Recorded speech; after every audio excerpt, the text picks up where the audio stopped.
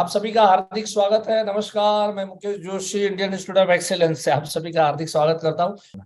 Way of cold canvassing क्या है? देखो, एक सुंदर एग्जांपल मैं आपको दूंगा, एक वे ऑफ कोल्ड कैनवासिंग का। मेरे दिल्ली के बेसिक कोर्स में एक development officer and he has attached with IOE since many years, उन्होंने एक यंग लड़का भेजा था और वो यंग लड़का with in I think 6 month of agency, 6 महीने की एजेंसी में उसने खुद तो भी 300 बीमे किए थे। 300 पॉलिसीज ये सोल्ड। मैं आपको 5 महीने में 500 लोगों को मिलने की बात कर रहा हूं और यह आदमी ने 6 महीने में 300 बीमे किए। और नई एजेंसी जब उनका कॉल आया, मुकेश भाई वो बच्चा तो बड़ा धूम काम कर रहा है, बहुत अच्छा काम कर रहा है मुकेश भाई, आपने तो आग लगा दी। मुकेश भाई क्या लिया इस बार? मैंने कहा लेता तो बहुत कुछ है, उसने क्या पकड़ा वो इंपॉर्टेंट है। So first of all you send his number, let me discuss with him. उसने क्या पकड़ा वो मैं जानना चाहता हूं। लेता तो बहुत कुछ हूं मैं, लेकिन सब अपने अपने हिसाब से पकड़ लेते हैं, राइट? कौन क्या पकड़ता है, कौन क्या पकड़ता है। देखिए, हमेशा ना नजरिया जो है ना, ये बहुत इंपॉर्टेंट रोल प्ले करता है। मेरे यूट्यूब पे मैं देखता हूँ, सब बहुत सारी चीजें मैं देखता हूँ, और कैसा है ना, ओपन है ना, उसमें कोई कुछ भी लिख सकता है, कोई कुछ भी करता है, तो वहां कैरेक्टर समझ में आता है कि कौन सा कैरेक्टर कैसा है। एक एजेंट, शायद विराज शाह या ऐसा कुछ तो भी नाम है, उसने एक मैसेज डाला वीडियो में, सर आपकी वीडियो होती है 15 मिनट की, आपको बनाने में 15 मिनट जाते होंगे, हमको देखने में 15 मिनट जाते हैं, लेकिन ये 15 मिनट के कंटेंट ढूंढने के लिए शायद आपको पूरा हफ्ता लगता होगा। पूरा हफ्ता आप सोचते होंगे कि अगले हफ्ते मेरे को कौन सी यूट्यूब पे वीडियो डालनी है, कौन सी जिसमें पावर हो, जिसमें दम हो, जिसमें अच्छी बातें हो, अट्रैक्ट करे, एजेंटों को अट्रैक्ट करे, एजेंटों को तरक्की करे, उससे ढूंढने में पूरा हफ्ता चला जाता होगा। अब देखो इसने क्या देखा, इसने मेरा परिश्रम देखा, और ये हकीकत है, वॉट एवर ही रोट ना, 110% राइट है। कि हमेशा मैं सोचता हूँ, मैं मॉर्निंग वॉक के लिए भी जाता हूँ ना, तो मेरे दिमाग में चलता है कि ये अगले सोमवार को मुझे कौन सी वीडियो देनी है। चलो समय नहीं है तो समय कहाँ निकालना पड़ेगा, कहाँ मुझे शूट करना पड़ेगा, क्या करना पड़ेगा, बहुत सोचना पड़ता है। मुझे लगा यह आदमी परफेक्टली सामने वाले के दर्द को और सामने वाले की भावना को महसूस कर रहा है। और वहीं पर ही नेक्स्ट, वेरी नेक्स्ट कमेंट उसी वीडियो में किसी दोस्त ने क्या लिखा था मालूम है? मुकेश जी, आप जो वीडियो में नीचे जो नंबर देते हैं ना, वो नंबर जो देते हैं ना, हाँ, कि इसको कांटेक्ट करो, कोर्स करना है तो, हाँ, ये जो नंबर आप देते हैं ना सर, वो आंख में आते हैं, वो आंख में आते हैं। 90% पोर्शन मेरा चित्र नजर आता है। 10%, 10% भी ज्यादा बोलो, शायद 5% की वो पट्टी होती है, 5% की, वो 5% की पट्टी उसको नजर में आती है। एक को मेरा दर्द और मेरा परिश्रम और मेरी भावनाएं, और दूसरे को वो पट्टी नजर आती है। आपको क्या नजर आता है ना, वो मैटर करता है बॉस। हमेशा पॉजिटिव नजरिया रखो, जो मिला है उसका अच्छे से अच्छा हम यूटिलाइज करेंगे, ये नजरिया आपका सबका होना चाहिए। पॉजिटिव नजरिए से ही दुनिया आगे बढ़ती है, लाइफ हमेशा आगे बढ़ती है। देखते हैं यहां पर, देखिए, सो उस एजेंट का 300 केस कैसे हो गया? तो मैंने जब क्वेश्चन किया तो उन्होंने नंबर भेजा, उस एजेंट से मैंने बात किया, मैंने कहा भाई तूने तो कमाल कर दिया यार, 6 महीने की एजेंसी में 300 केस। अरे लोग 20-20 साल की एजेंसी में साल में 300 केस नहीं कर पाते, हाउ इट इज पॉसिबल, कैसे किया? सर सिंपल सी बात है, आपने जो कहा था बेसिक कोर्स में कि आप अपनी एडवर्टाइजमेंट कितनी करते हो वो चेक करो। फिर आपने पूछा था कि आपने कितने बीमे बेचे, सबको पूछा था, मैं तो नया था, मैंने तो कुछ नहीं बेचा था। तो आपने जो पुराने एजेंट थे उनको पूछा कि आप 4 महीने 6 महीने जो भी गए फाइनेंशियल ईयर के, कितने बीमे बेचे? तो किसी ने बोला 50 बीमे बेचे, किसी ने बोला 80 बेचे, किसी ने बोला 100 बेच के आए हम। आपने पूछा ये 6 महीने के अंदर में आपने अगर 100 बीमे अगर बेचे हैं ना, तो कम से कम 300-400 लोगों को आपने एडवर्टाइज की होगी कि आप इंश्योरेंस एजेंट है। 300-400 लोगों को इन्फॉर्म किया होगा, एडवर्टाइजमेंट की होगी, और तब जाके आपके 100 बीमे बिके। अगर सोचो आपको 1000 बीमे बेचने होते तो आप क्या करते? तो बोले सीधी सी बात है, मैं 3000 लोगों को अप्रोच किया होता तो मेरे को 1000 बीमे बिक जाते। 300 को अप्रोच किया, 100 भी में बिके, तो 3000 को अप्रोच किया तो 1000 लोगों को 1000 पॉलिसियां बिकी होती। मैंने कहा था जो भी माल बिकता है ना उसकी एडवर्टाइजमेंट से बिकता है। चाहे हम पार्ले जी खाते हैं, चाहे हम कैडबरी खाते हैं, चाहे हम कोई भी सामान खरीदते हैं, एडवर्टाइज से उस ब्रांड दिमाग के अंदर में घुसती है और फिर बाद में जाके हम दुकान से खरीदते हैं। तो उसी तरह से हम अपनी एडवर्टाइजमेंट कैसे करते हैं, बस ये एजेंट ने ये चीज पकड़ ली कि सर मैं मेरी एडवर्टाइजमेंट ज्यादा से ज्यादा करूंगा, और एडवर्टाइजमेंट ज्यादा की तो 320 में आ गए सर, पता ही नहीं चला मेरे को। राइट, इट्स वेरी सिंपल, बहुत सिंपल लॉजिक है। जितना ज्यादा काम आप करना चाहते हो, आप आपकी एडवर्टाइजमेंट कितनी कर सकते हो उतनी करो, जो भी जरिए से आपको करनी है। आप सर्विसिंग कैंप लगा सकते हैं, ये सब कोल्ड कैनवासिंग के जरिए सर्विसिंग कैंप लगा सकते हैं, स्टॉल एक्टिविटी कर सकते हैं, मॉल में, टेम्पल में, आउटसाइड रेलवे स्टेशन में आप खड़े रह सकते हैं और वहां पर आते जाते हुए लोगों से आप अप्रोच कर सकते हैं। मैं मानता हूं कठिन कार्य है, मैं मानता हूं ये इतना आसान नहीं है, बट सवाल है जब 1.5 से 2 लाख रुपया मुझे कमाना ही कमाना है, सवाल है मेरे को एमडीआरटी करना है, सवाल है मेरे पास कोई बेस नहीं है, तो फिर ये बेस का आप शुरुआत करो। एडवर्टाइजमेंट इन फेस्टिवल्स, एडवर्टाइजमेंट इन लोकल न्यूज़पेपर, बहुत सस्ता होता है लोकल न्यूज़पेपर में अपनी ऐड करना। Any type of direct approach to the prospects, any type. So these are the ways of cold canvassing, मैंने आपको बताया। Now ways of taking reference, reference लेने के तौर तरीके क्या है?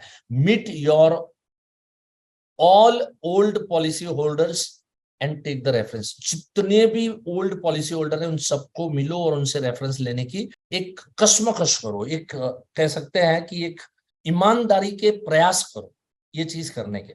चलो एक और अनुभव रचना जी का आपको बताऊं। रचना जी मेरे पास आई और उन्होंने मेरे को रेफरेंस कैसे मांगना, सुनो। मेरे पास आई सीओटी करने वाली लेडी, सच में सीओटी करने वाली लेडी। हिसार वाले ने क्या किया, हिसार वाले ने ज्यादा से ज्यादा अपनी एडवर्टाइजमेंट की। उसने 3000 लोगों को बताया कि मैंने नया काम शुरू किया है और आपके आशीर्वाद चाहिए और आपका 20-25 मिनट का समय मुझे चाहिए। तो 3000 में से 1000 लोगों ने बिठाया और 1000 लोगों में से 300 लोगों ने बीमे लिए उसके पास से। सिंपल बात है। सो एडवर्टाइजिंग कैसे किया, अच्छी बात है।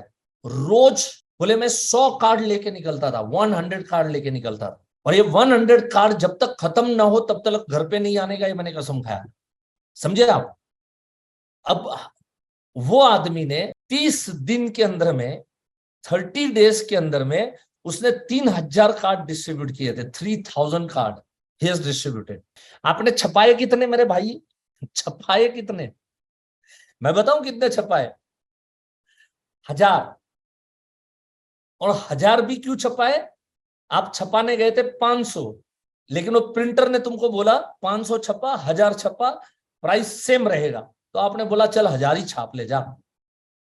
1000 छापे, आज तक बांटे कितने? शायद 100 भी नहीं बांटे होंगे।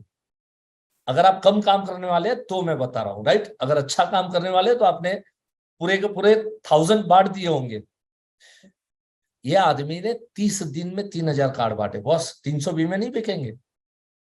करो ऐसे अथाग प्रयास, शर्म बरम सब हया वया सब छोड़ के। अभी रचना जी की बात सुनो। She is having very quality prospects, बहुत ही क्वालिटी, एकदम क्वालिटी प्रोस्पेक्ट्स। उन्होंने कहा सर मैं 50, खाली 50 प्रोस्पेक्ट में मैं सीओटी करती हूँ, ओनली 50 प्रोस्पेक्ट।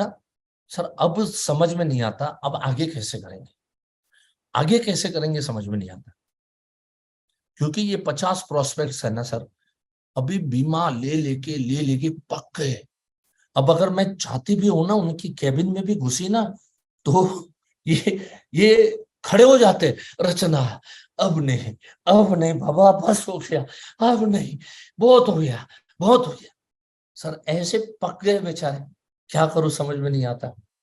मैंने कहा रचना एक काम करना, आइंदा ना अब इन 50 लोगों को पकड़ो और इन 50 लोगों के सामने बैठने का, वो जैसे भी बोले ना, Rachna please please please please please दीदी अब बहुत हो गया, अब कुछ नहीं, अभी अभी अभी यहाँ तक आ गया मैं, अब कुछ नहीं हो सकता।